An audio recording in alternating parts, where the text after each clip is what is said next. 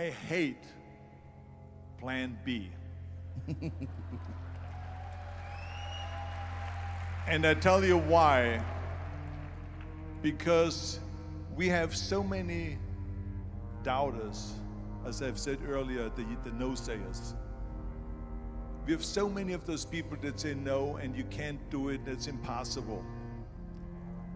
That is okay because we just turn off, as I said earlier, and we listen and we hear the no being a yes. You can't do it, you can do it, and all of that. So that is possible to do that amongst all the negative people around you. But when you start doubting yourself, that's very dangerous. Because now what you're basically saying is that if my plan doesn't work, I have a fallback plan, I have a plan B. And that means that you start thinking about plan B, and every thought that you put into plan B, you're taking away now that thought and that energy from plan A. And it's very important to understand that we function better if there is no safety net, because plan B becomes a safety net. It says that if I fail, then I fall and I get picked up and I have something else there that will protect me. And that's not good, because people perform better when there's no safety net. People perform better in sports and everything else if you don't have a plan B. I'm telling you, I've never ever had a plan B. I made a full commitment that I'm gonna go and be a bodybuilding champion. I made a full commitment that I'm gonna be in America. I made a full commitment that I'm gonna get in the show business and I'm going to be a leading man. No matter what it takes, I will do the work. I will do the work over and over and over until I get it. And the same was in politics and everything like that. So to me, it is very dangerous to have a plan B, because you're cutting yourself off from the chance of really succeeding. And the reason, one of the main reasons why people want to have a plan B is because they are worried about failing. What is if I fail, then I don't have anything else? Well, let me tell you something. Don't be afraid of failing, because there's nothing wrong with failing. You have to fail in order to climb that ladder. There's no one that doesn't fail. Michael Jordan said in one of his interviews, when they said, "You're unbelievable, you're the greatest basketball player of all times." I mean, tell me about that. And he says, "Well, you're just mentioning the successes." But he says, "For me to become the greatest basketball player, I missed 9,000 shots when I was playing basketball at the NBA games." So during these games that he was so successful, he missed 9,000 shots. Does it make him a failure? No. He's one of the greatest basketball players of all times, but he failed 9,000 times. Do you get it? We all fail. It's okay. What is not okay is that when you fail, you stay down. Whoever stays down is a loser. And winners will fail and get up. Fail and get up. Fail and get up. You always get up. That is a winner. That is a winner. I failed in bodybuilding. I lost bodybuilding competitions. I lost powerlifting competitions. I lost weightlifting competitions. I had movies that went in the toilet and that were terrible and got the worst reviews. And in politics, I remember I had many of the initiatives on the ballot, and we lost. My approval rating in California went down to 28%, and then it went back up again, and they won again the governorship. Hey, we all lose.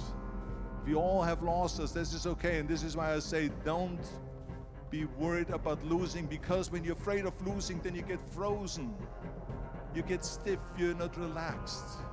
You got to be, in order to perform well in anything, if it's in boxing or if it is on your job or with your thinking, is only happening when you relax. So relax. It's okay to fail.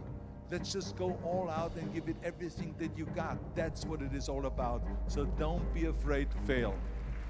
This is one of my 6 rules to success.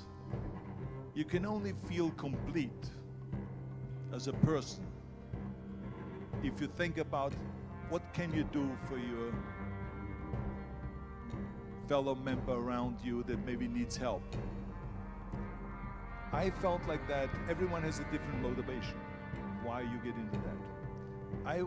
I was an immigrant going to America, and I saw how America was the most generous country in the world. I mean, they opened up their arms to me, they helped me, they invited me for Thanksgiving dinner, the people. They brought me, the bodybuilders in the gym brought me plates to my apartment because I had no plates, I had no silverware, I had no bedware, I had no pillows, I had no blanket, I had no TV, I had no radio, I had nothing. They brought it to my apartment. They helped me. And I saw that firsthand, this generosity in America.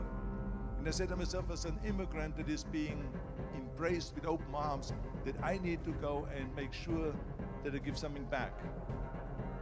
Right? Because I started thinking about how did America become such a great country? How did America become such a generous country? Well, I look back in history and I realized that people have fought for America, and people have died for America, and people have suffered for America.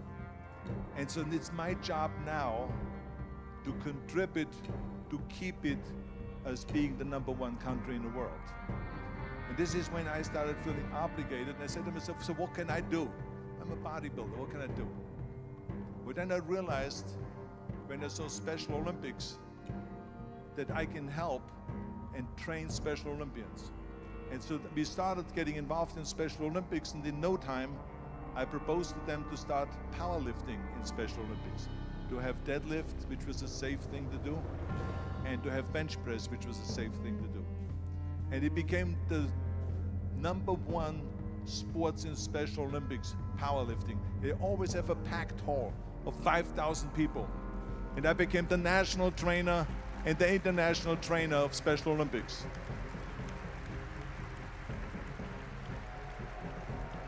And I tell you, I felt so good. I felt better than winning a bodybuilding competition, going to one of their competitions and seeing 100 of those athletes from all over the world competing in powerlifting and being happy and being included and being felt that they're equal to all of us. It was the most unbelievable feeling, and this is why I got so excited about it that then after that, I started, going around to military bases in America and training our military personnel. Because in those days, bodybuilding and weight training wasn't popular. Now it is. And that's when my idea came about after-school programs, because after school, when I traveled to all the schools to train students, I saw there was a huge gathering of students after the school was over outside the school. And I asked the school principal, what are all the students doing? And he said to me, Arnold, you have to understand that 70% of the kids in our schools, they come from parents where 70% of the parents are both working. So therefore, there's no one there picking them up. So that's got me the idea to start after-school programs, to keep those kids in school while the parents are working, and to offer them homework assistance, tutoring, sports and fitness programs and arts programs, music and painting and so on. And it became a huge success. So as you know, it becomes addictive. So it becomes addictive. So then when that became very successful, now we have after-school programs all over the United States. Then, of course, when 2003 happened, where there was a governor's race in California, I said to myself, now is my chance to jump in there and to really give everything. And people said to me, are you crazy to run for governor? When you're governor, he says, you cannot go and make movies anymore. I said, well, duh. I mean, I know that you can't run the state and make movies. Of course not. He says, well, you would lose all these millions of dollars. I mean, you're getting 20, 25, 30 million dollars a movie, you will lose that. I say, I don't care. I say, all the money that I made is because of America. My success is because of America. Everything that I've accomplished is because of America. I said, so for me now to give something back for 7 years and not to make money makes no difference to me. I said, I'm gonna do it. And I jumped in the end of the race and did it. And let me tell you something. I'm not poor because those 7 years I didn't get paid. I'm perfectly fine. And it made me feel good that I could give back to America. There's no such thing as a self-made man. I mean, when you think about it, you're born and you need your parents to raise you. You need your teachers to teach you. You need your coaches to do sports. And so when I think about back of the people that helped me, I remember that everything I did always needed help. Think about it when someone says, Arnold, you're the greatest self-made man. I said, you can call me anything you want. You can call me Arnie, you can call me Schwarzi, you can call me Terminator, you can call me Governator, but don't ever call me self-made man. I said, because I did not get to that point by myself. I mean, think about just to be successful in the movies. How are you going to be successful in the movies without having an audience? The only one that makes you successful in the movie is the people that go to see the movie. So how can you say to your self-made man when you need millions and millions and millions of people all over the world to go and see your movie, so people, then the press looks at it and says, this guy has a big box office success. It's the people. It's you.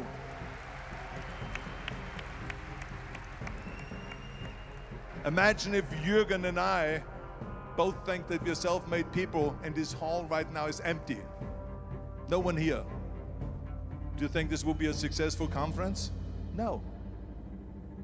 Who makes it successful is not him and me.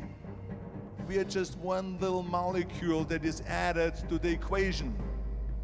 But you are the ones that make this conference a successful conference. So thank you, all of you, for being here today. You are the ones that is making it big.